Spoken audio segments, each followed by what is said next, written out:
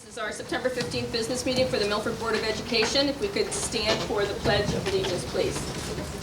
I pledge allegiance to the flag of the United States of America and to the republic for which it stands, one nation, under God, indivisible, with liberty and justice for all.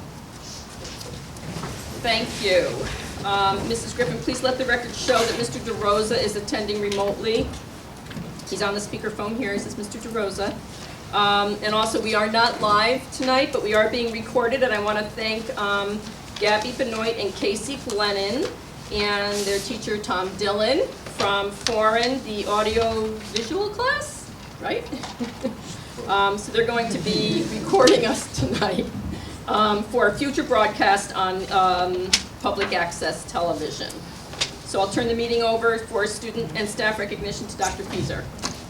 Thank you very much, Mrs. Glennon, and I appreciate you're also recognizing the two students who are filming because they're giving up their time to be here, so that might be a hint that we don't go long in the meeting. But seriously, we're greatly appreciative, greatly appreciative. So I want to begin this evening with some staff and student recognitions, and I first want to begin with introducing new administrators in the district. You've met some, but there are some that you have not or that have changed positions and wanted to bring them forward also. So I'm going to begin with our new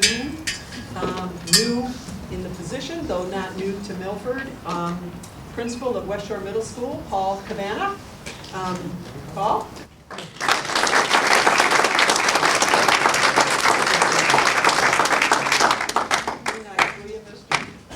Whatever. Just as a clarification, Mr. Cabana was at at Law High School for 3 years, coached and trained very much by Mr. Thompson. I'm sorry, Paul. And did some great work there. We're thrilled that he is now shepherding West Shore Middle School, and he began, it was toward the end of July, I think you were on board, right, Mr. Cabana? Yeah. So that's great that you're in that position. And with him, he also has a brand new assistant principal, Mr. Kenneth Hayes.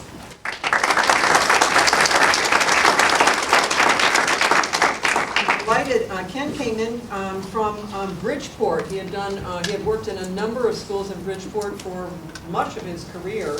And the last several years was the numeracy coach in a number of schools, and the most recent school was the Jetty Tisdale School in Bridgeport. Bridgeport, all of the schools are K-8, and he was moved to lots and lots of schools because of his area of expertise.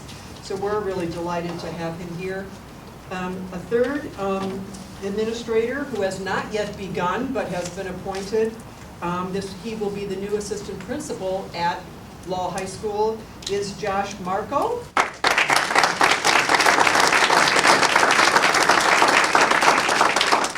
And Josh is coming in from 17 years with the Fairfield Public Schools. He has been a middle school teacher for 13 years at Fairfield Woods, and most recently, he's been the Dean of Students at Tomlinson for the last 4 years. And so we're delighted that Josh is going to be joining us. I believe it's on the 28th, am I correct? Can't come soon enough for us? No, I can count down on the wall. That's great, welcome. Thank you. And lastly, I want to introduce Eric Paradis, who is our new secondary supervisor of special district.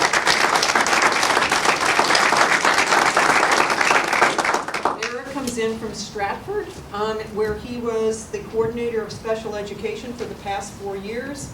As coordinator, he provided support for all 4 of the comprehensive schools, including the middle schools and high schools.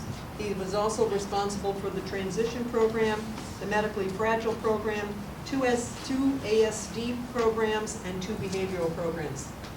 Is that all, Eric?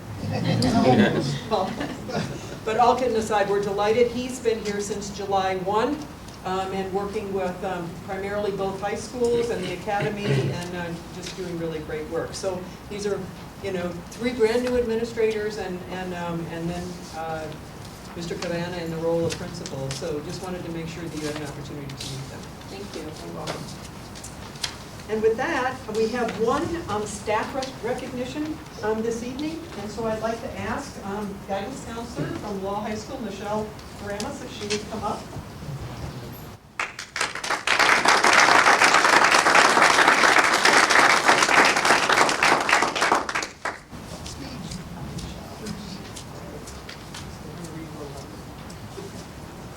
So this is a great way to be starting off our new school year. Michelle, one of the guidance counselors at Jonathan Law High School, was selected as the recipient of the 2015 Yale University Educator Award.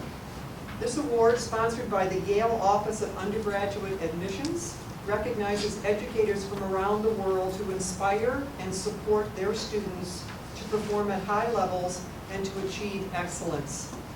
Students entering the Yale class of 2019, so these would be the students that just graduated, were asked to nominate an outstanding educator who had deeply impacted their lives.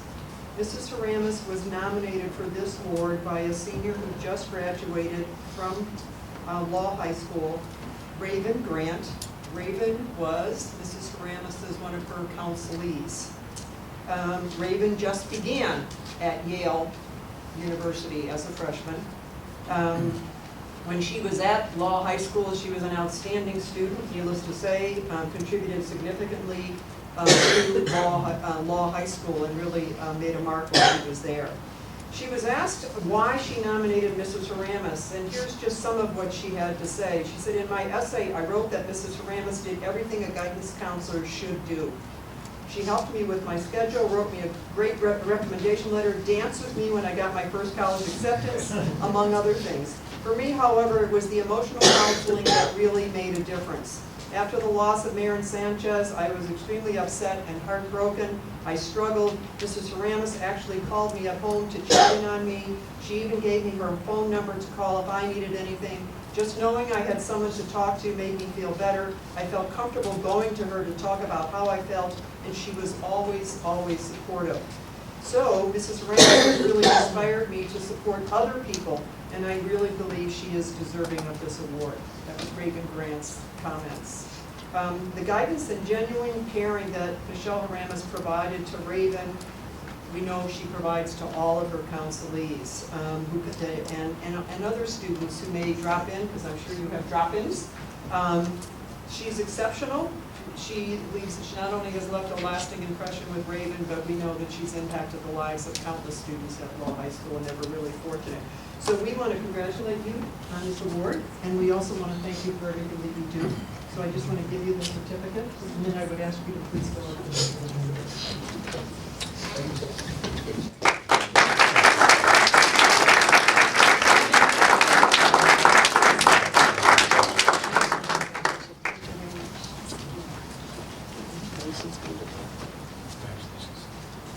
Thank you. Good work.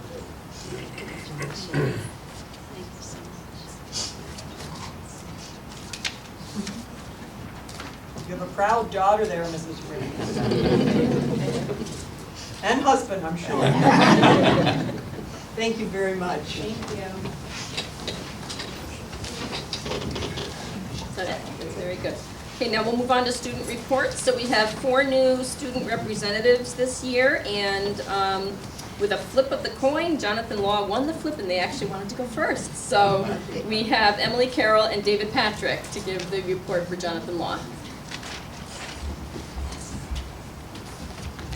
Good evening, everyone. It's been a very busy start to the school year at Jonathan Law. First, for academics, CAT science scores have gone up significantly, over 8 points above goal and 6 points above proficiency. NWEA testing for freshmen and sophomores are in the process right now. This year, there are 353 students enrolled in at least one AP course. This is an increase of 28 students from last year. There are also many new teachers at Law, 2 new English teachers, Mrs. Henry and Ms. Cassell, 2 new math teachers, Mr. Polowski and Mr. Broncanero, 2 new Spanish teachers, Mr. Partland and Mr. Guzman, a new music band director, Mr. Gianpietro, a new special educator, Miss Andrews, and also a speech pathologist, Mrs. Silver. And there's also a new secretary at law, Mrs. Keenan. In sports news, last Wednesday, all of our captains attended Captain's Council, in which they got a presentation on social media and what you should do and what you shouldn't do. And then after, they got to speak with the other captains of their sports about rule changes in their sport and other things going on. The fall sports season started Friday, with most of our teams having away games. Our boys soccer team came home with a win, starting off good, beating Hill House 3-2. Many of our teams have their home openers this week. Football plays Friday at playing Guilford. Girls soccer had their home opener today at 3:45, and they beat Harding 7-0. Boys soccer will also play Hand Saturday. Lastly, a lot of our sports teams participated in the Relay for Life this past Saturday. We had boys and girls basketball, football, girls soccer, girls swimming, and gymnastics. It was a huge success. In guidance, they reported to us that seniors are very busy in the college application process. Counselors are going into senior advisors to work on post-high school process with small groups of kids, creating individual plans from moving forward with the process. Planning fall college tour trip for freshmen and sophomores is also happening. Guidance held a college jumpstart workshop in August prior to the start of school to help kickstart the process for seniors, going over the Common App and signing up for Naviance. And there are representatives from 25 colleges visiting law in September to speak to students. Some schools include Bryant, Western New England, University of New Haven, University of Scranton, University of St. Joseph, UConn, and Sacred Heart University. Just some other news about what's going on at law. We had Mr. Alfred Watts come in to speak to our freshman class about, being motivated and whatnot. We also had Mr. DeGrego, who's here tonight, come and speak to law Friday and also Monday about 9/11. As mentioned earlier, we're welcoming Mr. Marco, who's our new assistant principal. He was at law's open house on September 3rd, and he will start at law on September 28th. And lastly, we have a new security system at law called Guardian, which gives people who visit law one time an ID, and it gives them a background check to make law a much safer place. Thank you very much. Thank you. And then we have from Foreign, Lindsay Carlson and Joe Barton.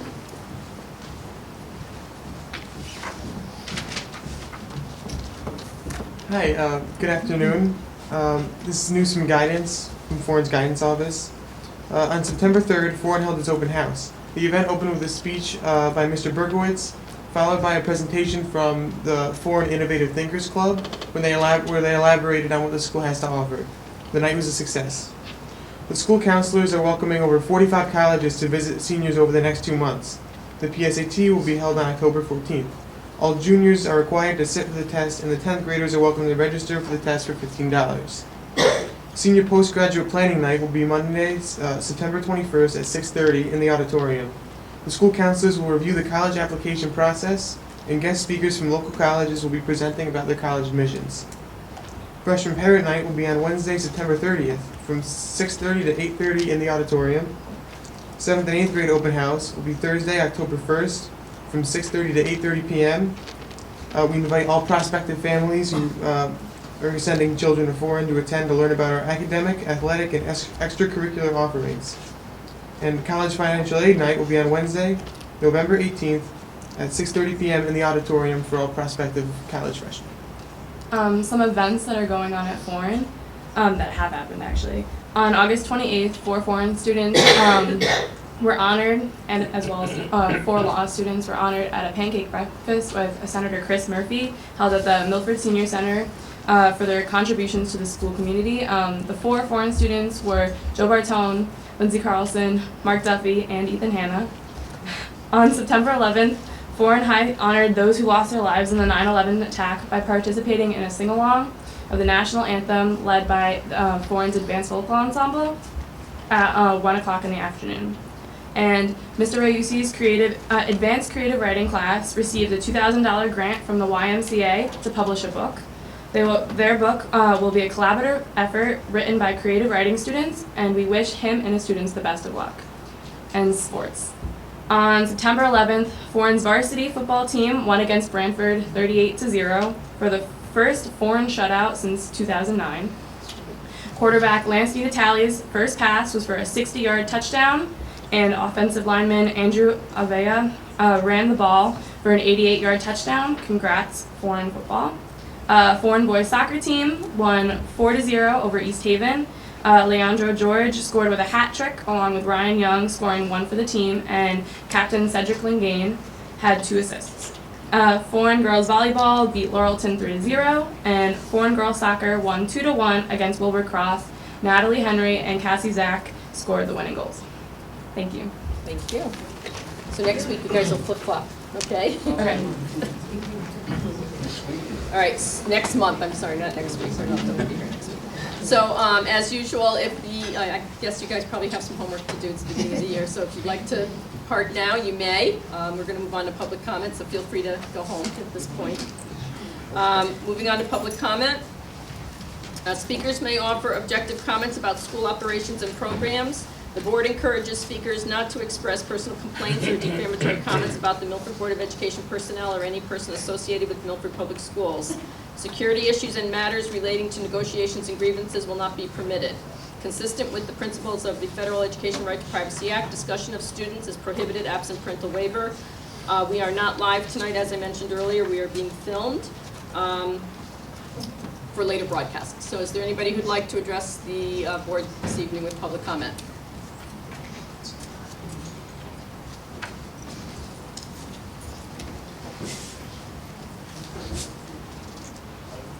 Good evening. Andrea Fair, 179 River Cliff Drive. I'm here tonight to ask the board to reconsider the walking distances for students. The current distances are too long at 2 miles for high school and 1.5 for middle school. We are not even a month into school and we already had 2 instances of men in cars gesturing and motioning to female students. As far as I know, neither of these incidents have been resolved, and as a parent of 2 teenage girls, I'm very disturbed by these incidents. School safety is a hot topic with the new Guardian ID system we have in place. I would hope that the board would be just as concerned for the children's safety in getting to and from school. In the next few weeks, the main thoroughfare by West Shore Middle School, Naugatuck Avenue, will undergo an extensive construction project that won't be completed until the next school year, according to the Public Works Director. The Transportation Department will have to work to accommodate the walkers then. While many parents work outside of Milford until 5 and later, many rely on the bus to bring their children home after school. With declining enrollment, I'm sure overall there are less students to bus around, and now that we have done away with the sister school configuration, we don't have to bus kids across town anymore. Please vote in favor of revising the walking distances. Thank you.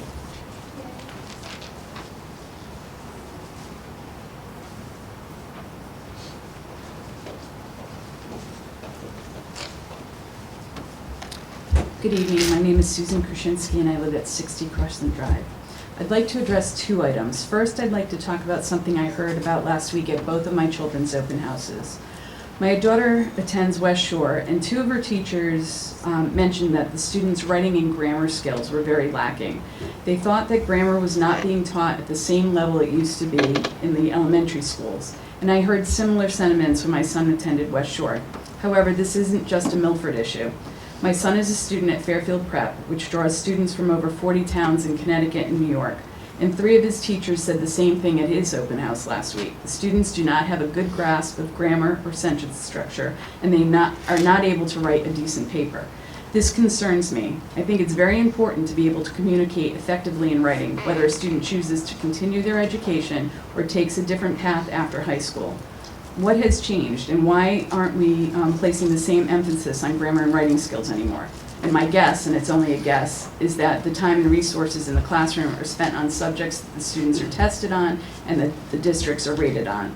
And I'd like to see this addressed in the future by the administration. The second issue is the walking distances and the transportation policy. I urge you to consider the health, the safety, and the well-being of our students, and not just the bottom line when you make your decision. We are asking our high school students, some only 13 years old, to walk up to 2 miles to school, and our middle school students as young as 9 years old to walk up to 1.5 miles. According to Google Maps, walking 1.9 miles to the high school takes 39 minutes, and 1.4 miles to the middle school, 29 minutes.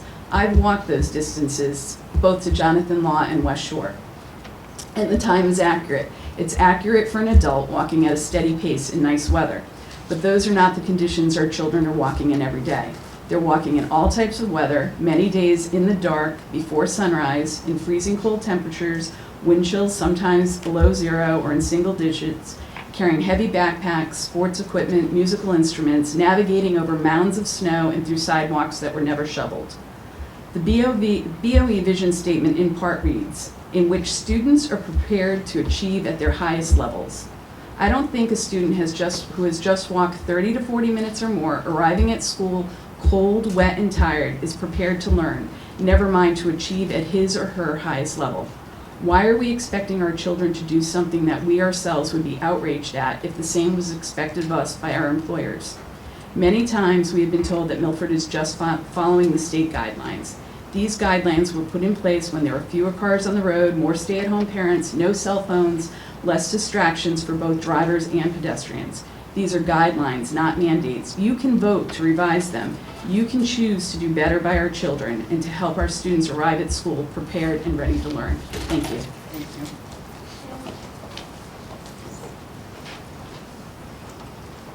Anybody else who'd like to address the board this evening? Hi, good evening. I'm Joanne Poffenberger. I live at 50 Green Street. I have 4 children in the Milford Public Schools. One is a sophomore at Foreign. I have an 8th grader at Harborside, a 6th grader at Harborside, and a 4th grader at Cap Penn. I wanted to talk about a couple things, but first I would like to speak to the walking distance. Although none of my children are affected by it, I feel as a community it's something that I would like to speak to, and I do not think that the walking distance should be more than 1 mile for any students in our district, especially for high school. I currently teach high school at West Haven. I teach chemistry at West Haven High School, and I see personally firsthand the result of students who have to walk over a mile. They walk up to 2 miles. That's the policy in West Haven. But my children that actually make it to school will sit tired and stressed out from their walk. But more often than not, those are the children that don't come to school. If it's bad weather, if it's rainy, they would just not come. If they don't have a ride or a way to get there, and so then we're actually penalizing the kids that are more likely on the lower socioeconomic spectrum. And I feel that we need to help all of our students. And so I would challenge each of you to think about whether or not you would walk more than a mile to work every day in all kinds of weather. The next thing I would like to talk about is my son in 8th grade at Harborside is currently enrolled in Algebra 1. And Algebra 1 is the highest leveled class at Harborside Middle School right now. And in his class, there are 28 students. 28 students, 8th graders, learning Algebra 1 for the first time. As a chemistry teacher, I see the results of bad math learning. My students struggle with math, and if they don't have a good foundation in algebra, then they struggle the rest of the way through high school in math and science. I also know that there is no textbook, or at least the teacher uses no textbook in that class. So a reference for him at home is not available. I do realize that there are internet resources, but my biggest concern is the 28 students in that class. So I would just like to end with asking the board and the superintendents this year please to focus on stabilizing the current arrangements that we have. My daughter at Cap Penn is in a school that is, I wouldn't say overcrowded, but now that music, band, and enrichment are packed into one room, specialists are sharing spaces that they didn't currently have. We went from crowded space at Meadowside to a tight space, although I will say her class size is very acceptable. So please let the current elementary curriculum stabilize. Give time for the teachers to become masters at the current methods we have. Please don't change and ask teachers to do more while they're figuring out their spaces. And I would encourage you to remove SBAC testing, especially at the high school, Can you wrap up, and please? implement Remove that. SAT instead. That would reduce the amount of testing that our students would have. Thank you. Anybody else wish to address the board? Good evening. I'm Kathy Betts, 17 Eastern Parkway, and I'm here to ask those who were not in favor of relooking at the walking distance to really relook at it. If you walk that distance, and if you really actually take it from, I'm in the River Cliff, so if you take it and you actually physically walk that distance, or even in your car, and I'm not just talking on this beautiful day. I'm actually talking like if we've got pictures of the snow, and it's worth reconsidering. And I'm really going to stress, I don't have a planned speech, but I'm passionate about this, especially when they start to do reconstruction for the Naugatuck Avenue, and it's just I just worry about the traffic. And so I'm really going to press this on you, and I would ask that you just, for those that were not for it, really look for it, and open up your hearts and really think about these kids. So that's my speech. Thank you.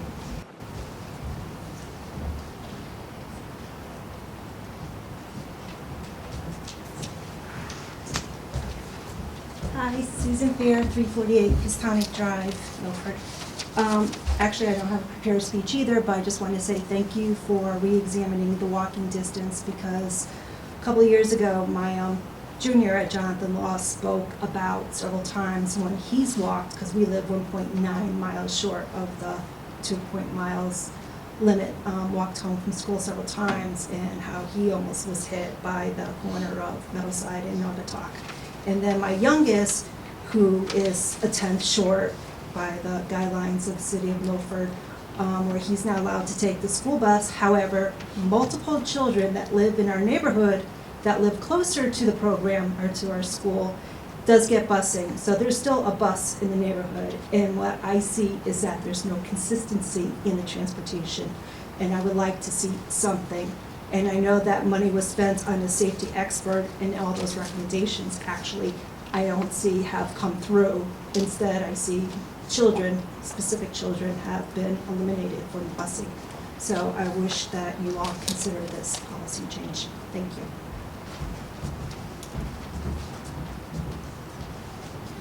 Is there anybody else who'd like to address the board this evening?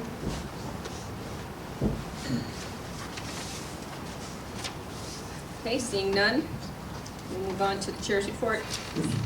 I just have 2 quick things to report onto the board. I want to let the board know that Mr. DeGrego recently resigned from the Permanent Schools Committee, and he has been replaced just for the remainder of the term through November by Suzanne DeBias. Thank you, Mrs. DeBias, for stepping up to do that. I continue to work with the MGAT committee regarding the live coveraging of our meetings, and which has been sporadic. But I also wanted to remind the board, to let you know, I hope you saw the email that went out regarding the new YouTube MGAT channel that you can subscribe to, and the meetings are available on demand. And that's actually a great addition to the MGAT catalog, I guess, and I want to, I have thanked them for making that happen. That's all I have to report on, so we'll move on to superintendent's report. Thank you, Mrs. Glennon. I wish to begin by just giving a sort of a back-to-school update. We've been in school now for over 2 full weeks. So I'll begin actually with the opening convocation, which was held on August 26th, which is when all of the teachers came together, and we heard positive messages from our mayor, from our chairperson of the board, Susan Glennon, and our teacher of the year, Mrs. Langley from Orange Avenue School, and also heard delightful singing from students at Orchard Hills.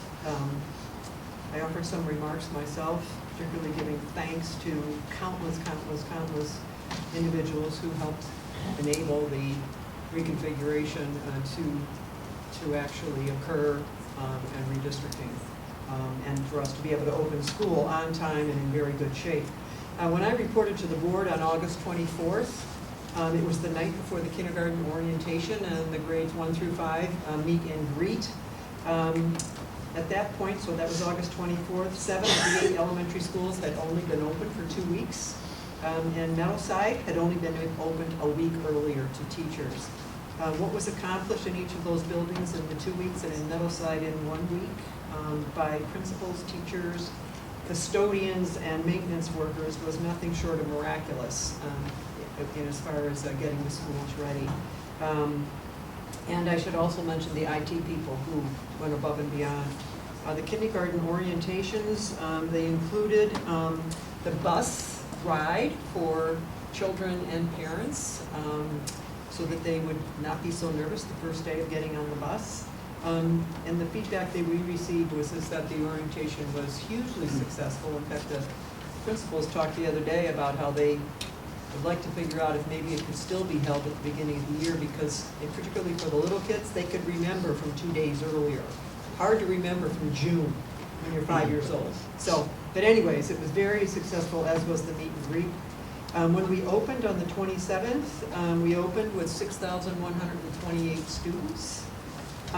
Again, there's no way to thank the hundreds of staff members across the system. K-12, who just went above and beyond in order to enable the school system to open smoothly.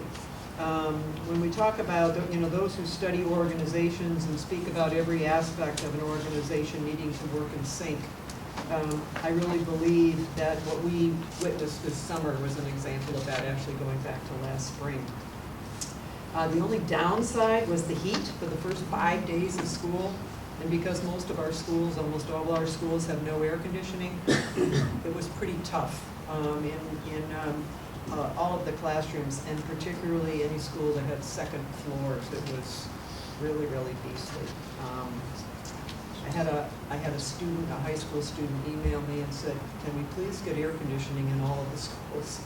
Which was delightful that he emailed me, and I tried to explain that the costs would be astronomical because the buildings are so old, et cetera. So, but anyways, we managed to move through that, and even though we're getting warmer days this week, they're not at all expected to be the way they were a week and a half ago. Voice over IP was installed at both high schools. This is the phone system.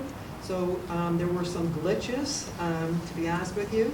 And because it was installed just before the beginning of the year, there were some issues in as far as the phone service at the start of the year, for which we apologize, but that's all been corrected. And the good news is the voice over IP is now completed. The entire project is completed. Every school has had that new system put in. Regarding personnel, which you'll hear more from Mrs. Capasna, as of today, there literally Mr. DeRosa, yes, excuse me, Dr. Fieser. Yes, Mr. DeRosa? Yes, I have a question in regards to the lack of air conditioning inside the schools. Sure. Specifically, the condition for the kids and the teachers, or the parents that assist with the children. What kind of reprieve can we give them as a temporary basis? Obviously, we're not going to give them new air conditioning at this time.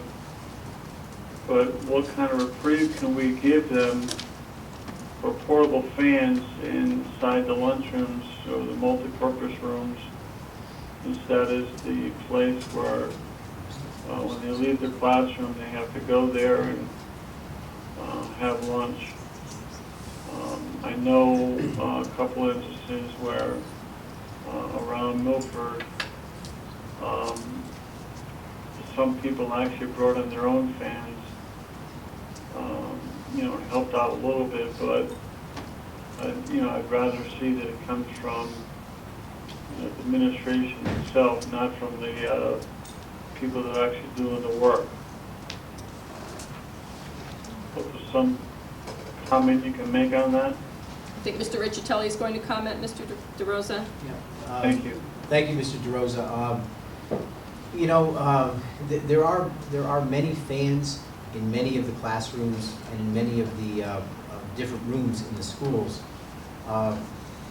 We have to try and remember that this is a very short period of time, and to buy assets like fans for every single room is a very difficult thing to do logistically and cost-wise. We know that it's it's very, very difficult to teach and to learn in those kinds of conditions. And the teachers, we follow the guidelines from the health department, from the Connecticut Department of Health, that says, tell the kids to wear lighter clothes on those days, have more frequent water breaks. The teachers know what to look for if there's a student who looks very fatigued. So we try and provide with all the personnel in our schools with the tools that are given to us by the health department to try and get through these few days, early in the year and sometimes late in the year. Beyond that, it's very difficult to do. And as I said, to outfit every single classroom with fans, it's probably cost prohibitive, and in some cases it presents, especially for the little kids, a hazard with putting their fingers into them and things like that. So it's not recommended. We know that many teachers do bring in fans, and we don't discourage that, but at the same time, it's difficult, and this happens every year. The ironic thing is that 1 month from now, we'll be getting calls that there's not enough heat in the classrooms. So, we deal with these issues on a year-to-year basis and really do the best that we can. And all of our staff, teachers, parents, students, everybody step up as best they can. So I was particularly speaking in regards to the multi-purpose of the lunchrooms, not classrooms themselves, because that's where you have majority of the kids there.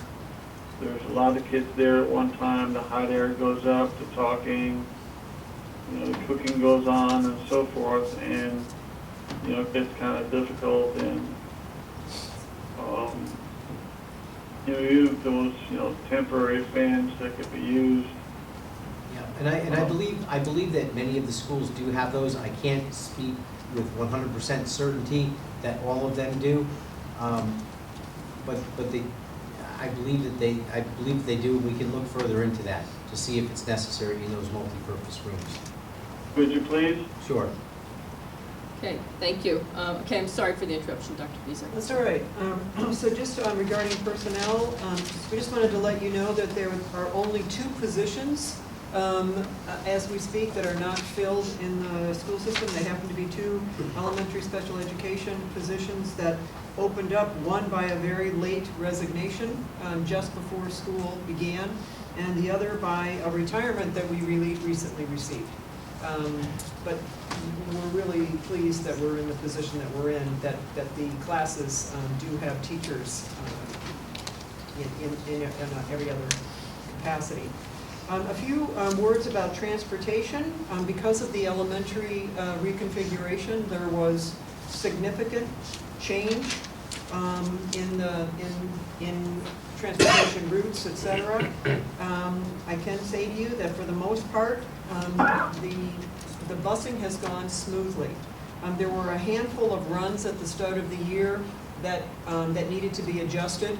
Again, these were brand new runs that were created at the elementary level in most areas, and so there were a few that very quickly was realized that some adjustments needed to be made, and those have been made. Just to give you an idea, there are 4,300 students approximately that are being transported every day, 66 buses and vans, 125 regular education bus runs with 983 bus stops. There's an additional 38 special education runs within the district, and about 45 to 50 out-of-district special education placements, some of which we transport those students. We also transport beyond our 14, the schools ourselves, We are responsible for transporting for the 3 parochial schools and the 3 technical/vocational schools that our students attend. As far as, the number of calls, it's been pretty typical in terms of, the number of concerns that parents have raised, and those have been, the transportation office has really tried to respond to those in a timely fashion. We continue to have an outstanding cooperative and collaborative relationship with Durham. They have just been a true partner, particularly through all of this change, and just want to thank them publicly. And we also just want to again remind the public of the commitment that the board made as part of the reconfiguration to Pumpkin Delight and JFK families whose children attended the Boys and Girls Club last year, but these students had been, that those students would receive that transportation again this year, and moreover, students from either one of those schools who were redistricted, that they would also receive transportation to the Boys and Girls Club. So that was a commitment the board made, and that's being followed through again with transportation. That transportation, the piece on the kids who have been redistricted is by the Milford Public Schools. Just on a positive note with respect to special education, there's a new venture that's going to be rolled out this year as part of the 5th-year vocational program. It's called Parsons Perks, and what it's going to involve is our transition students providing coffee, tea, and pre-packaged healthy snacks for Parsons employees and people in the community who might be coming into Parsons to take care of business.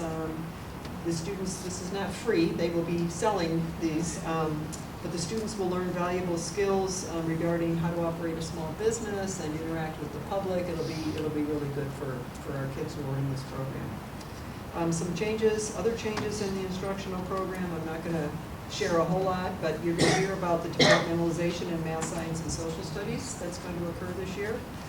There's a new focus on geography in all 3 middle schools. So the 6th grade is now still ancient history, but it's ancient history and geography. 7th grade, world history and geography, and 8th grade is American history and geography.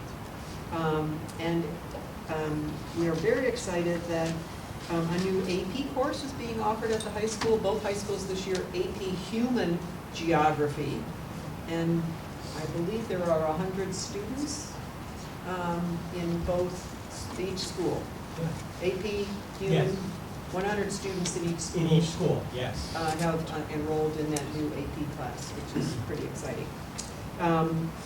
There are 2 academic centers that have been established, one for each high school, that are providing interventions for in math and English for students. And we're really excited about that. And then I've said this to you before, but I want you to know that we will be very, in the near future, have in every one of the classrooms set up and running all 9 of the Chromebooks, grades 3 through 5. Every classroom will have 9 Chromebooks that will be set up and be able to use on a daily basis by students in those classes. And just a couple more items. As part of the reconfigured update, it's interesting, we met again this morning as a committee, and in essence, we've moved beyond the kind of reconfiguration piece to, okay, what's needed, since the kids are all in school, et cetera. So it's ensuring that every building has the furniture that's needed. So for example, we've opened up new classrooms and making sure that there's furniture then for those new classrooms. All the instructional materials are in the hands of teachers. Again, a lot of new teachers, and I'm going to speak to that to make sure that they have everything they need. That the instructional technology is up and running. All of the 1,200 pieces of technology has been moved. It's in all the classrooms. It's mounted, et cetera, but you always have some glitches, and so the IT people have been on that. And also, removing the odds and ends, and now that we're in for 2 weeks, getting those out of the buildings. So, we're really, really in good shape. To talk with Pat Bradbury, he said it's kind of the leftover pieces now, and we're also waiting for some new materials and furniture that has been ordered to actually come in so that those can be placed in the classes. There's been some security upgrades for this new school year. First of all, in the middle school, we have the greeters are in place, which is terrific. One of the students mentioned the school gate guardian automated visitor management system that's been is being implemented in all of the schools. It'll take us about a month to really get that fully implemented. The feedback has been very positive from parents, and again, we believe it's one more step that's being taken to contribute to the safety and security of our students and staff. Also, security systems are being upgraded in every school. So for example, through the state grant that the city had received and city's bonded monies, there's been upgrade in every one of the schools to access controls, to camera surveillance, again in every one of the schools, and to the two-way radio system that staff used, individuals use in the buildings. And that all should be completed by wintertime, we would say mid-year at the latest this year. So I have to say that, you know, going through the schools and talking with lots and lots of staff and with principals and hearing from parents, you know, overwhelmingly people are very positive and very surprised, particularly at the elementary level, that things have gone as smoothly as they have. That's not to suggest that there aren't always, you know, issues on a day-to-day basis, but we are in place, and as one of the principals said to me today, you know, the teachers in the schools, the new teachers and the veteran teachers that have been there are really starting to, you know, work side by side with one another. The new teachers are starting to feel comfortable with one another, and so there's cultural pieces that have already begun to be developed in the first 2 weeks. And we know that that's the first thing that has to take place, is that climate and culture is developed in school. You know, which will enable then students to succeed that much more. So, Is there any questions for Dr. Fieser on that portion of her report? Ms. Federico? Thank you, Madam Chair. Through you to Dr. Fieser. I have some questions around the information that you provided on transportation. So when you say 125 regular ed bus runs, is that, bus runs, is that including the parochial schools? Yes. Okay.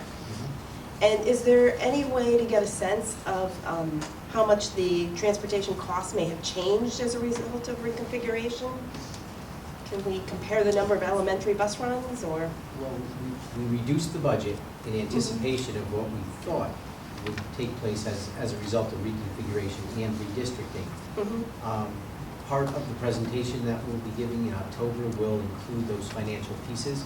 Okay. But quite honestly, 2 weeks into the year, we were still adjusting routes. And so until we look at exactly what we have, then we can start to put dollars to it. Okay. But we definitely have reduced what we thought we would reduce, and maybe some more. Okay. But on the flip side, special education transportation has increased. And that's primarily because of the decentralization of preschools and the cost of transporting those students, as well as some of the self-contained special ed classrooms that will move, and those students have to now be transported. So we do have more special education transportation costs, but for sure, regular education, we have less buses on the road as we anticipated that we will. Okay. So the financial figures will be in that update? Yes. Okay. Is there a typical dollar value you could assign to a bus run? About 45,000 in very round figures. A bus run? Oh, Or a bus run, I'm Yeah. sorry. One bus cost us between 45,000 and 48,000 per year. Okay. And then it depends on how many runs or tiers that bus can do in a day. Okay. To be most efficient, we like to get 3 tiers. So that would mean the bus would do a high school run, a middle school run, and an elementary run.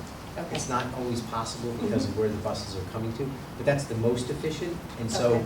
if we're able to get a 3-tier bus, then it's about $15,000 to $16,000 per run. Okay.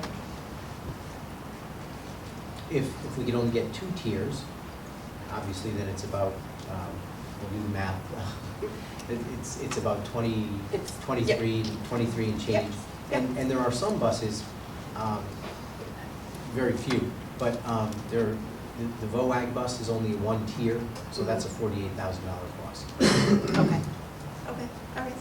Thank you. Any other questions for Dr. Fieser on her back-to-school update? Okay, hearing none. Move So on. then the other thing I wanted to share with the board, just to bring you up to speed, is where we are with enrollment. And we actually have given you an updated enrollment sheet as of today. We discovered an error in the one that was sent out. It showed, I think, I believe it was Meadowside's grade 3 as having only 2 sections, and actually that was not the case. But so this actually is the numbers literally as of today. So what I want to say to you is that going back to May 26th, when you adopted your budget, and Mr. Cummings at that time had presented the enrollment and how many sections was projected, but he said he knew there would be more over the summer. Well, since that time, we have added 5 sections of elementary classrooms. So 2 of them are in kindergarten at Matheson and Meadowside. 1 is Calf Penn in grade 3, and then 2 grade 4s at Meadowside and Pumpkin. The grade 4 at Meadowside, the additional one, did not exist 2 weeks ago when we met as a board. But we've had an influx of students, and so we just added a section at Meadowside in grade 4. The interesting thing, just for, because a couple of you have asked this, so what you should know is that a couple have asked, well, you know, how close are we projection-wise? Reality-wise to what was projected by Malone and McBroom. So I went back and looked at the projections that Malone and McBroom had indicated, and they had said that the K-5 enrollment would be 2,581 students, and we are at 2,597, which is a 16-student difference, which is pretty astounding to be that close. Moreover, we have 406 kindergarten students. Malone and McBroom projected 412 kindergarten students.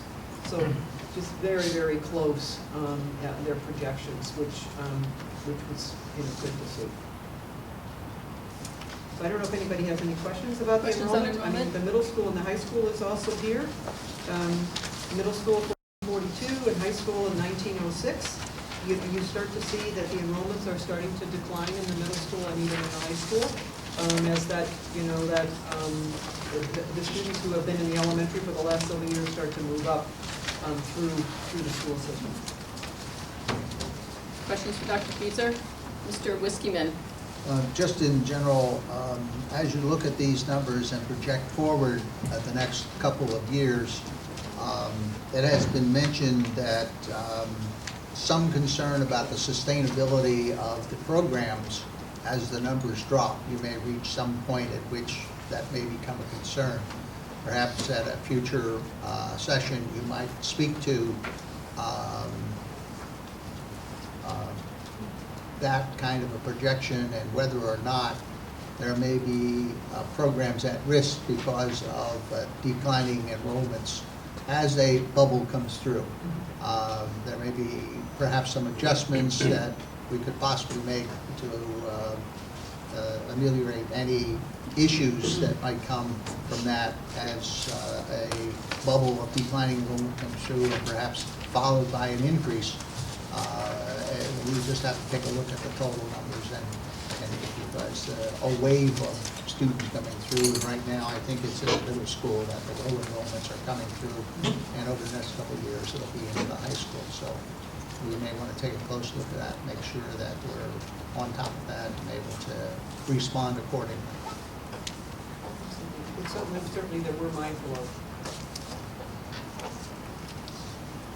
Other questions on the enrollment report? Okay. The next piece is just, we always like to do a small kind of presentation or, information sharing around an instructional piece that's going on in the school system. So this one is going to be about departmentalization, but I'm going to turn it over to Mr. Burt, who's going to kind of introduce this and involve two of our supervisors. All right, good evening. Thank you, Dr. Fieser. I'm going to make my comments brief to hand it over to our instructional supervisors relatively quickly, but as you can see from your agenda item, part of the process for redistricting and reconfiguration was for the departmentalization of the 4th and 5th grades.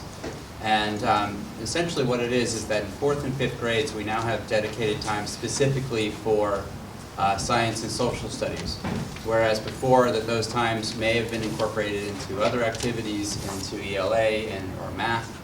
These times now are specifically dedicated. Also that the students will switch teachers. In some cases, it's not that tremendous of a switch. In many of our buildings, you can see from the enrollment that only have 2 5th grade teachers. So I'll be just going across the hallway to their neighbor. That means that at least for one other subject, for instance, if the teacher is teaching ELA, reading and writing, they may have that teacher also for social studies. So that's, it seems like there's a lot of switching going on, but in reality, even with a maximum of 3 teachers, they would only see 2 other teachers. So majority of the time, just want to assure everyone, the majority of the time of the day still is dedicated to ELA, reading and writing, and to math, and that there is now specific time dedicated to science and social studies. All the other benefits we are going to explore this evening. One note that tonight we're really going to focus in on the departmentalization and the benefits thereof, and not about the specific curriculum documents associated with those courses. Okay. So I'm going to hand it over to Dr. Barbiero and to Ms. LaSala, and they can talk specifically, and they're going to show you some wonderful pictures of our students. Great, thank you. Good evening. So in the 4th and 5th grade, our social studies curriculum, we're just talking about the big ideas here. History and geography of Connecticut, Connecticut prehistory and geography, the Connecticut history, Native American influence, and Connecticut government. And in grade 5, the settlement of 13 colonies, revolution, the creation of the new government, and westward expansion. For science in grade 4, students study the interactions among matter, energy, and forces, and they do that through the study of electricity and magnetism and interactions in ecosystems. And for grade 5 science, the big idea is about students, how we use our senses to understand patterns in nature and explain natural phenomena. And you can see the topics below that: the Earth, Sun, Moon system, light and sound, human and animal sensory systems. So the first benefit is that the students receive content-specific instruction. Students approach learning as historians and as scientists. The emphasis on problem solving, using more than one source. With dedicated time for deeper, in-depth study of content, students are more engaged in learning. You're going to see a lot of pictures of that tonight. From when we realized that we had to make this presentation, Mrs. LaSalle and I went out and just walked cold into classrooms. We took pictures of kids, and they were fully engaged. It was really great learning. Teachers become content area experts in addition to ELA experts, allowing for richer learning experiences. I was over Orange Avenue and walked by a classroom in a science 5th grade class. The teacher had her lab coat on, doing an experiment, and I was thinking, boy, that really fit that. Instruction focused on specific grade level subject area standards in social studies and Connecticut science frameworks. This model guarantees that the time is spent in these subject areas to make sure those things happen.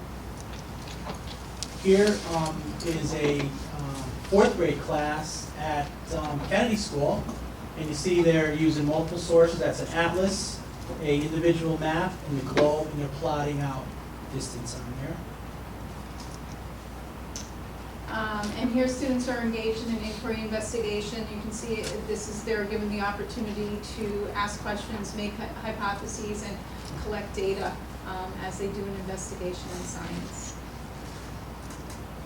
This is a 5th grade class. Mrs. Sandor's class at Live Oaks, and the students are making their own presentations on the use of inference in ELA standard strand of the political cartoon. So what's the intent by the creator of the cartoon?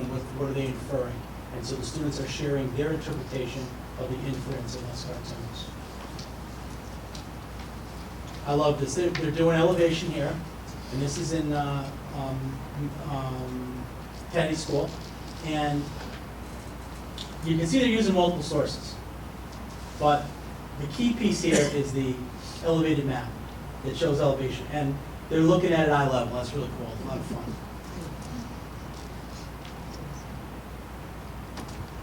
So the second benefit to moving to departmentalization for grade 4 and 5 would be that students are able to engage more richly in Common Core literacy and mathematics instruction through the content area.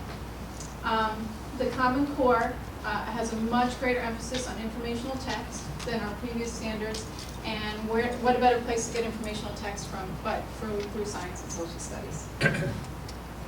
It enables us to shift more focus towards the use of primary sources. Thank you, Ralph, for doing this.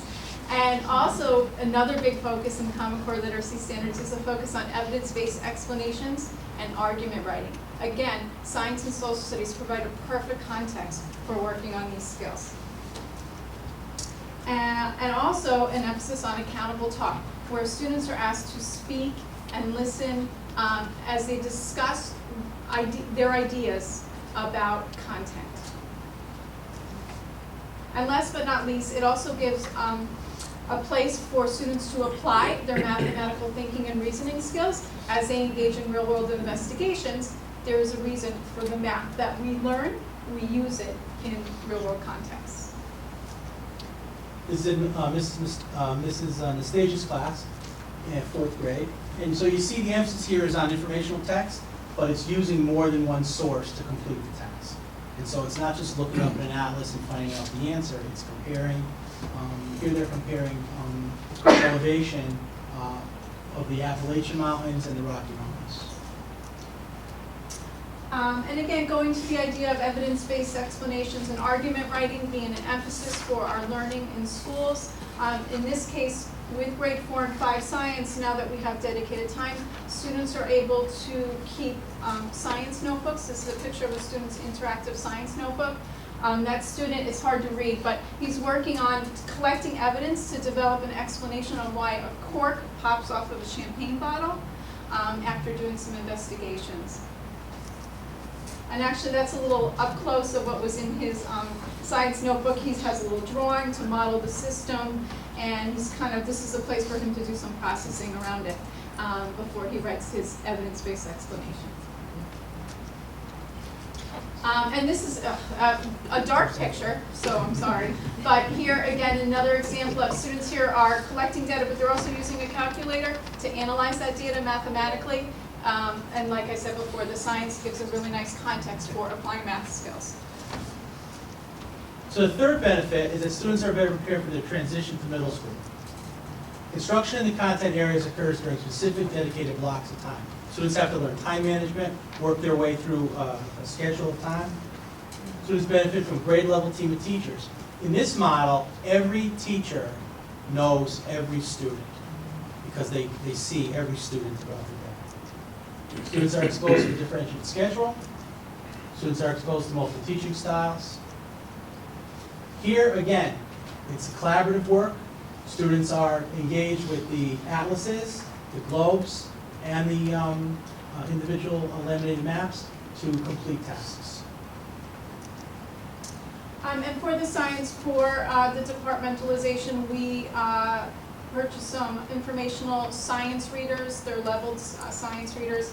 Again, as students move to middle school, they're just going to be expected almost automatically to be reading text in their content areas. All of a sudden, they move to middle school, they get the schedule, they go through science, social studies, history, English, every class, and just read the text. This actually provides students that transition time so that they're better prepared. Oh, and our fourth benefit that we wanted to discuss today was the fact that actually college and career readiness begins in elementary school. When we talk about college and career readiness, we mean that students are developing the skills that they're going to need to be successful in life. It starts down there. It's not, we can't wait till they're in high school. So engaging the student in real life applications of academic knowledge and skills helps prepare them for their future. providing them with the social support to engage in both the content areas and their academic skill development, again, supports them. And also, at the same time, builds an awareness of why do we learn ELA and math? We learn these things as skills so that we can engage in other forms of learning. And so this actually I thought was a good picture because on the left, the student, it said JFK. It says tracking technician. And the teacher had assigned the students that worked in the science class into group roles. And that student's role was to record all the data and make sure that everybody writes it down in the group.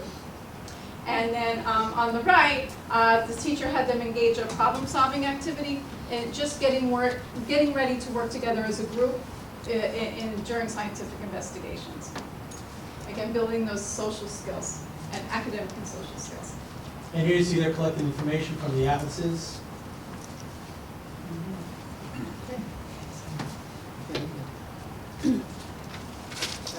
Wrap up. Okay.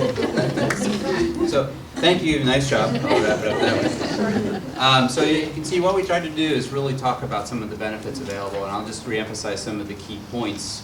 For me, when we were going through this presentation, really discussing it, it dawned on me this is now an opportunity for multiple teachers now, instead of having their group of 17 students in their classroom for one day and trying to address each of these content areas throughout the day. It gives some ease to those folks because they can now specialize. Maybe 2, might be 3 areas, but even still, that's 1 less than 4 areas. But also now that they have a partner across from them. Obviously, we want all of our teachers to collaborate, and they are doing that through PLCs and through regular PD time. But now also they get to see each other's students. So if one child in one particular classroom isn't perhaps achieving well in ELA, but now switches for a math class or for a science class, and they're seeing success in that, they can now collaborate together and say, hey, what's happening in your class that's not happening in my class? So even more collaboration now, and even more about the students. We use this in the middle school. It's called the teaming model. So why not we use this in 3rd and 4th grade? You know, where it's appropriate. You know, 4th and 5th grade. You know, where also it's appropriate. So we feel that this is a benefit. It is a change, and I know that in some cases it's going to be a difficult change for folks to either get up some content area that they were specializing in or access new content areas for even longer length of time. But another benefit of this is now we have specific departmentalization that we can have these 2 folks here go and give specific support on specific PD days. So there's multiple benefits to this, and I know that there are, in some cases, some challenges, but I think we're ready for those as we work through this school year. So if you have any questions, I'm available, as well as our 2 fine instructional supervisors. Questions? Yes, Dr. Goldworkin. So how much time in a day is dedicated to science and social studies at the 4th and 5th grade? On average, it's 45 minutes a day, 40 to 45 minutes a day. For each one? For each one. Okay. And every day, Monday through Friday? Yes. That's great. Other questions, Mrs. Federico? Thank you, Madam Chair. I'm just curious about the logistics of this. So if we have, most of our elementary schools have 3 sections of 4th grade, so how does that work? Are we only switching for social studies and science, or all the subjects? Everybody teaches ELA. Okay. I can speak to it from the building principal perspective. When we have the 3 sections, we're able to switch for the science, the social studies, and math. Okay. And so the kids have their regular homeroom teacher, as we call it, would do the primarily the readers workshop, the writers workshop, on those ELA pieces, and then the kids would switch during the day for the other parts of their instruction. Okay, so one teacher dedicated to science, one for social, one for that. Which is really great when we think as was mentioned, when we think about supporting our teachers with the curriculum, especially with the new curriculum that we're bringing in. So we're really supporting that one person on the team who's then really able to develop their capacity in that area.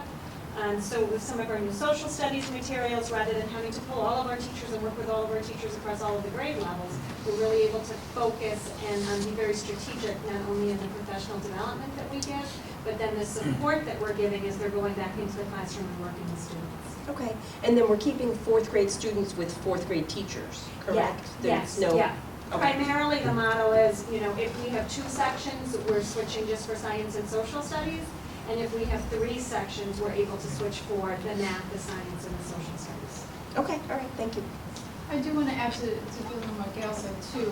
With our new Common Core standards for literacy and for math, and the new science standards coming down the pipeline, the expectation is really that a greater academic focus at a younger age. So this again helps supports teachers to be content area specialists rather than just generalists. And one other thing, if I may add, is that this allows for interdisciplinary possibilities. You know, you can imagine the crossover between math and science, or even informational writing in science and social studies. There's huge crossovers between ELA and social studies. You know, the new requirements of the Common Core also ask us to get into the nonfiction text, so this is an excellent overlapping with that. And the students then can carry over the skills that they're learning in their ELA classes into these other classes. And it's just creating incredible possibilities I think we haven't even realized yet. So we'll be looking for that over the next couple of years. Other questions? No, mine's more of a comment, because my children had the benefit of departmentalization at Meadowside, 4-year day there, many years ago, just for 5th grade, but it was really, I found it to be a really big benefit. They loved it. So I think it's, I'm glad to see that it's come back, and I do think it will help prepare kids for middle school. Thank you. Thank you for making that happen. Thank you.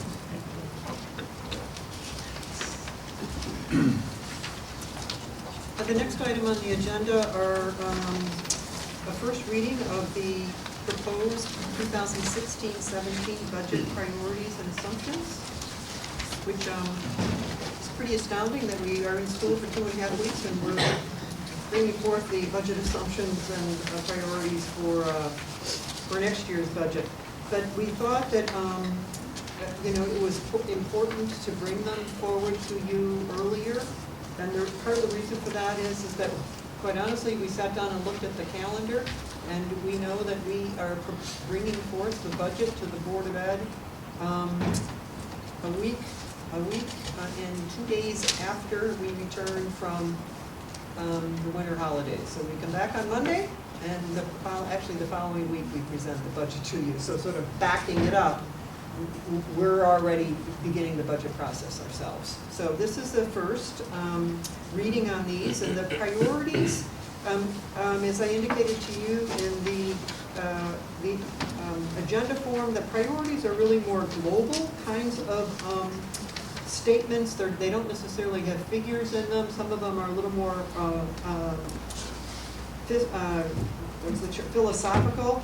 And they are, and really sort of outline, what we feel is really important. And so, much of these should not surprise you, providing safe facilities, in an orderly environment, the core instructional program being absolutely essential, literacy, numeracy, science, and social studies, and then focusing resources on all students, maintaining effective class sizes, which is following the board guidelines. Professional development has been so critical in the Milford Public Schools, and we'd like to see that continue. That our summer learning opportunities for students would be able to be maintained, and if possible, even expanded. The same way with our extracurricular activities and our athletic programs, we would really like to see those be sustained. And then the school resource officers, you heard a report in August on the SRO program, and we really would hope that that would remain in the budget itself. And then finally, this was a request by the Board of Ed as part of the whole, long-range planning study, which would be that we would be implementing next year 2 career pathways that would, in grades 6 through 12, that would be phased in over 3 years. So the priority is that we would support the implementation, or you would support the implementation of those. So those are our priorities. Do you want me to go on to the assumptions or stop here? Why don't we see if there's any questions on the priorities before we move forward. So again, this is a first read. We're not voting on this tonight. We're just hearing Dr. Fieser's presentation and asking questions, making comments. So any questions on the priorities? Mrs. Federico? Thank you, Madam Chair. I just wanted to bring this up because when I read the last bullet point here, it just triggered for me that when we had talked about the college and career pathways for grades 6 through 12, we had also talked about elementary opportunities at the same time. So I looked back and in last October, when we had voted, we had also said begin to explore enhanced programming for grades K through 12. And I'll be honest, I don't know if that belongs on a budget priority because there may not be any funds required. I mean, if we're beginning to explore, that could be simply a presentation. But I want to make sure we don't lose sight of that. So if this is where we set our outline for the year, you know, we had a motion and we voted on that, and I want to make sure that that doesn't get lost in the shuffle. Absolutely. I think it's a really good point. I will say to you that I think, in our minds, we saw the departmentalization in 4th and 5th grade as one small step toward really zeroing in on college and career readiness and, you know, pathways. Has it been directly linked to whatever it is that we're going to come up with, you know, for next year? Not yet, but as soon as that's defined, if there is an area that's a linked to science, you can be assured that in the elementary level, they will certainly will be mindful of that. But we're cognizant of that. We definitely are. Okay. All right. Dr. Goldworkin? Yes, this, you might be able to answer this, Chairwoman Brennan. In the board policy, the effective class sizes that we have as part of the policy, can somebody refresh my memory what those What they are? Sure, and it's not policy, they're guidelines that the board has set, and they've been in place for a long, long time. Okay, so I'm going to say up, I think it's like 16 to 20 for grades K through 2. And 20 through 24 for grades 3 through 5. That sounds correct. I'd have to look it up. It used to be listed on our. We can add that if you'd like. We can certainly put that on the guidelines. So I think it's more of a maximum. You know, so 20 under grade 2 and down, 24 grade 3 and. My other question is in line with what Ms. Federico said about plans for the elementary school classrooms. We had talked about the extra rooms in the buildings.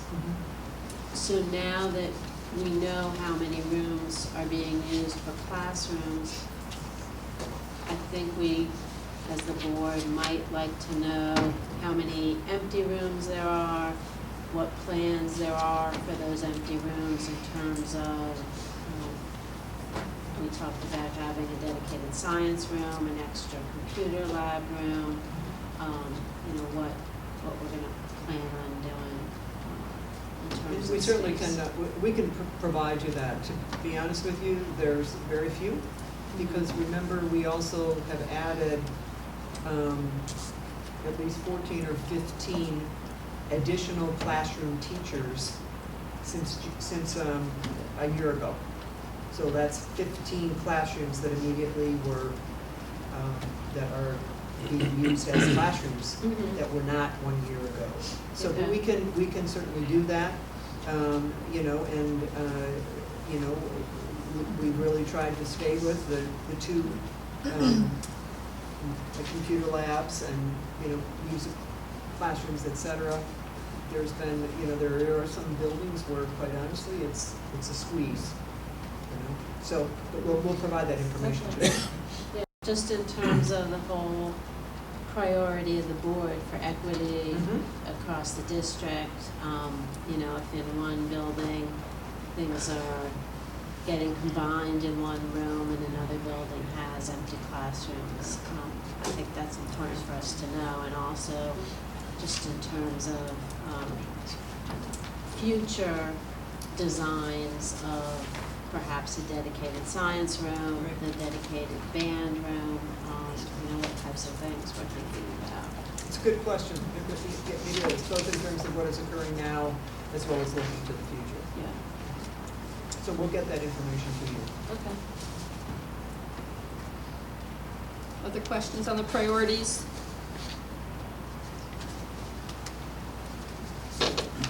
Okay. So when we move to the assumptions, again, the assumptions are a little more specific. They provide financial forecasting constraints and other factors, but what really needs to be underscored here is any figures or percents that are given, these are estimates. Again, this is September for a budget that will not go into effect until July 1, 2016. So first is around the reconfiguration. If you remember, there were a number of one-time costs in the budget this year, and so we wanted to put that up front and center, that those one-time costs, that amount will be eliminated from the budget that we bring forward to you. The second is a statement that is we put in every year, which is that decisions around staffing and programs you know, would be really driven by the impact that it would have on raising student achievement while wanting to be fiscally responsible. Salaries, we are to the point of where we can pretty safely say what the percent increase, the average percent increase. Tonight you're going to be voting on another bargaining units contract, and I believe there are three more of the smaller bargaining units that still have to be settled. But we're confident that the increase on average would be between 2.5% and 3.5%. And if that's modified based upon the further contractual decisions that are made or votes that are taken, we can adjust that. Health insurance, this is early. You need to know this, so this is really an estimate. It's to be estimated to increase by 8 to 12%. Again, it's really based upon actual claims, and that we wouldn't know until really toward the winter time. Correct. Special education out-of-district tuition is expected to increase by 8 to 10%. That's generally the amount that it goes up. Transportation by 10 to 12%, which is higher.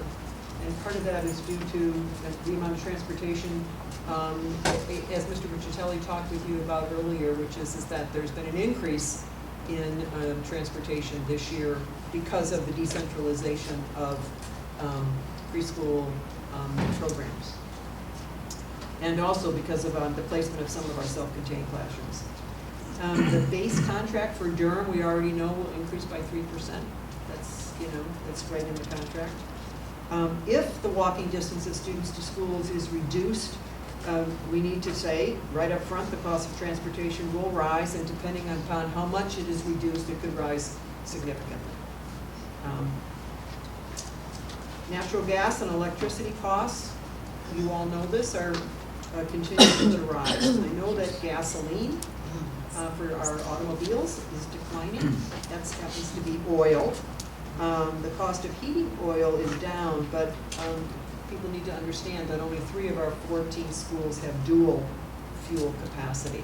So that rise in natural gas and electricity may impact the budget. The board's participation in the SRO program, assuming that you would continue it, would be that we would assume 50% of the costs for that. And then lastly, that the assumption is that we would do everything we could to find efficiencies within the budget. Any questions on the assumptions?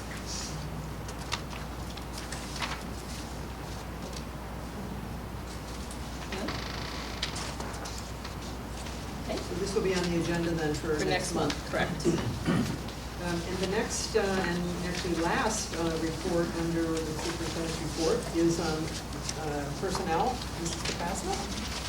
Thank you. We have in front of you the monthly statistics, if you will, on the open positions as well as all the personnel recommendations. I believe there's almost 2 pages worth of new hires, as well as some stipends. Most of these stipends are TRD-able, meaning they're part of the teacher's responsibility, and therefore they pay into the TRD on that. I did want to highlight our summer and let you know, I actually didn't count until today how many teachers we've actually hired, and the number is 44. So we have 44 new teachers in the district, and I broke them down as to where they're representative from, as far as what they're teaching. So pre-K to 5 elementary teachers, there's 13 new teachers this year. 6 new English teachers, 6 math teachers, 4 special ed, 4 Spanish teachers, which is a lot. 2 art, 2 physical education, 2 speech and language, 2 science, and then 1 each in the areas of social work, social studies, and literacy coach. So that's 44 brand new hires from the outside. In addition to that, we've had 4 new teacher leaders hired from within our district, which would have obviously left a spot, which is why the number 13 in pre-K to 5 is so high. We have a new dean of students also from within over at Ford High School.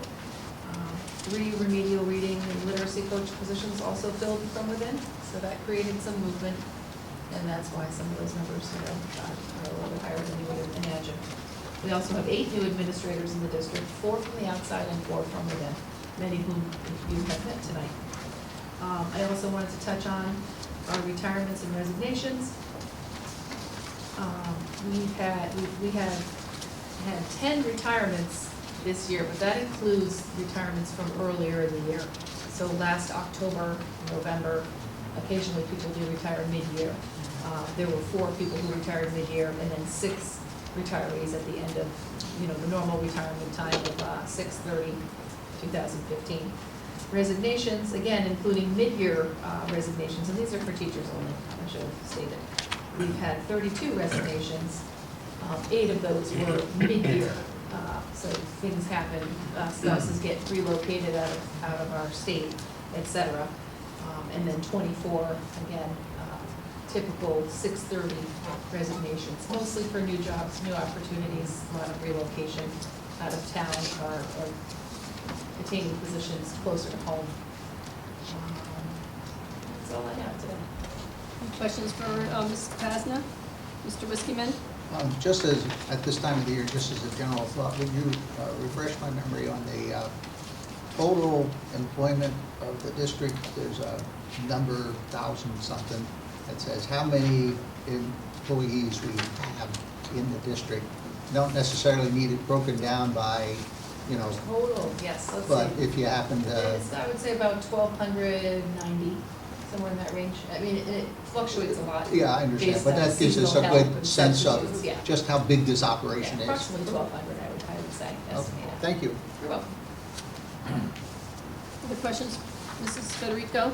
Thank you, Madam Chair. What's a guidance stipend? Does that go to every guidance counselor? Every guidance counselor Okay. gets, it's usually based on a percentage of their base salary. Okay. And what that accounts for is their extra days. They put in extra days at the end of the school year and the beginning of the school year. Okay.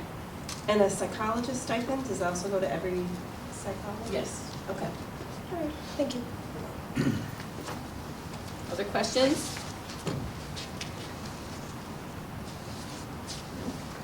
Okay. Does that conclude the report, Dr. Fieser? That does conclude our report. All right, thank you very much. We'll move on to the consent agenda. Mr. Savvy. Thank you very much. Madam Chair, I make a motion that the Milford Board of Education approves the consent agenda items number 1, the disbursement report, number 2, consideration of minutes of the August. Casey? Yes. Michael DeGrego? Yes. John DeRosa? Yep. Suzanne DeBias? Yes. Jennifer Federico? Yes. Dr. Gold-Dorquin? Yes. Anthony Pacelli? Yep. Robert Sadi? Yes. Earl Whiskeyman? Yes. and Susan Glennon. Yes. Vote passes. Motion carries unanimously. Okay, and then we'll move on to new business. Mr. Sadi, there's one item for new business. Thank you, Madam Chair. I make a motion that the Milford Board of Education approves the working agreement between the Milford Board of Education and the Milford Association of School Administrators for the period commencing July 1st, 2016, ending through to and including June 30th of 2019. Is there a second? Suzanne? I'll second. Is there any discussion on the motion?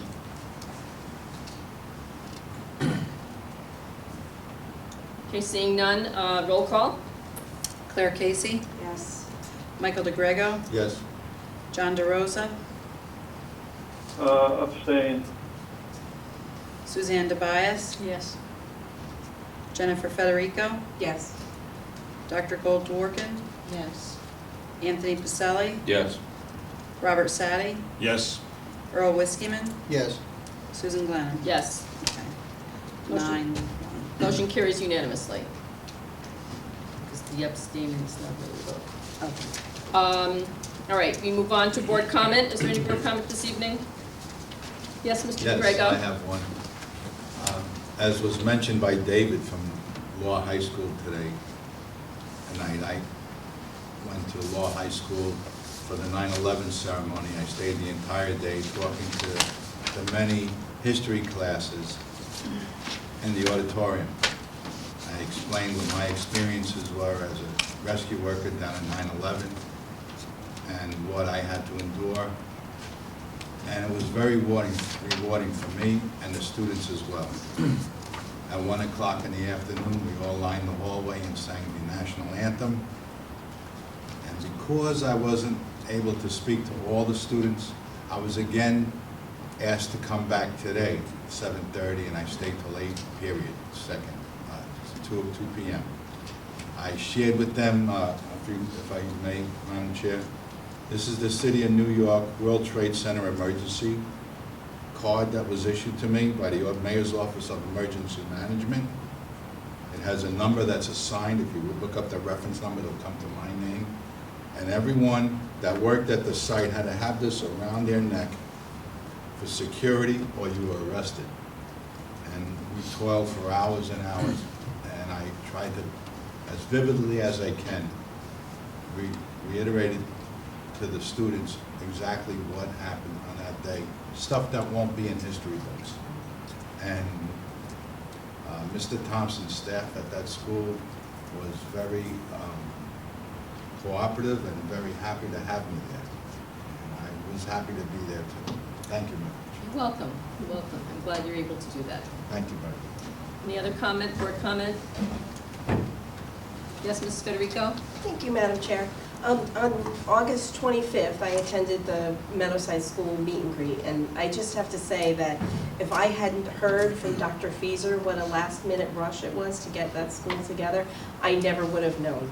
It looked like they had been there all summer getting ready. I mean, they really, all the classrooms were put together, the teachers were in their spaces, everyone seemed comfortable, everyone did a great job, and I thought that the meet and greet was really fantastic, and if there's any way we could continue to swing that going forward, even when it's not a transition year, I think it would be really helpful to students, parents, and hopefully teachers. Even though it was warm, it was very nice, and everyone was very welcoming.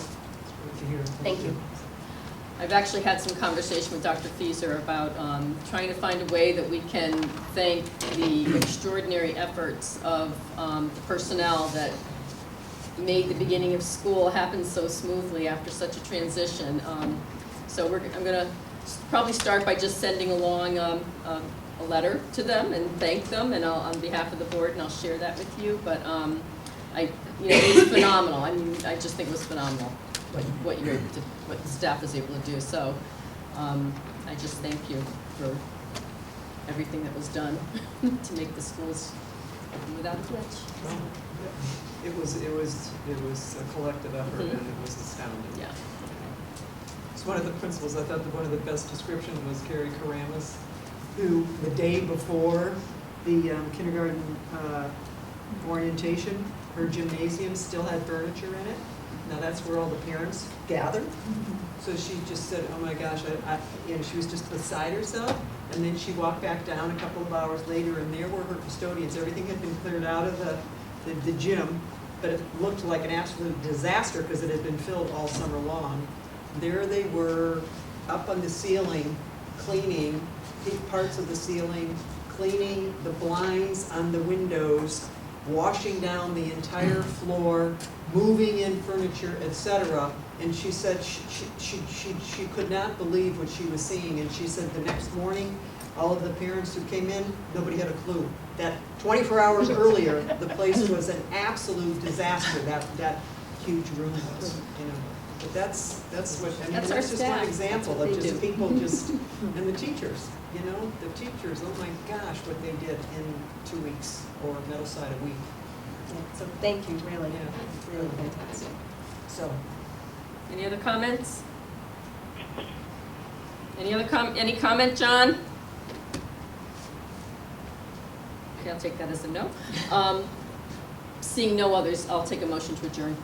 Motion to adjourn. Is there a second? Second. You heard that. All in favor? Aye. Any opposed? The motion carries unanimously. Thank you very much. Good night, John. Good night.